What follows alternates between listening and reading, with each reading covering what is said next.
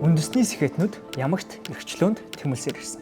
Бид зориг агшин тэргүүтнэр манлайлсан 90 оны ардчилсан хөдөлгөөнийг л монголчуудын эрхчлөөнд тэмүүлсэн анхны тэмүүлэл мэт ойлгож ярьж ирсэн. Гэвч одоогоос яг 110 жилийн өмнө ерөнхий сайд Цайн Оюун хаан Наман сүрэнгийн захиасаар соён гэгэрүүлэгч Жамсрангийн цэвэнга улсын эрх бүтээлийг бүтээсэн байна.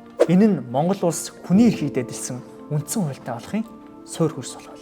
Тус бүтээлд өмчтэй байх, халдшгүй байх үзэл бодлоо илэрхийлэх, эвлэлтэн нэгдэх, шашин шүтэх, эс шүтэх, чөлөөтэй зорчих, тайван замаар жагсах гэх мэт бүхий л эрхийг тусгаар улсын иргэдэд байх ёстойг ярьж, бичиж бүр 10 гаруй орнуудын төрийн тогтолцоо үндсэн хуулиудыг харьцуулсан судалж байна.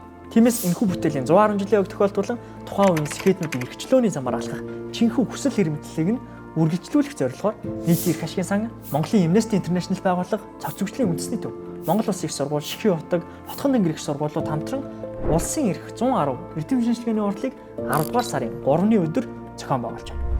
Улсын эрх хувийн эрхээс ихтэй.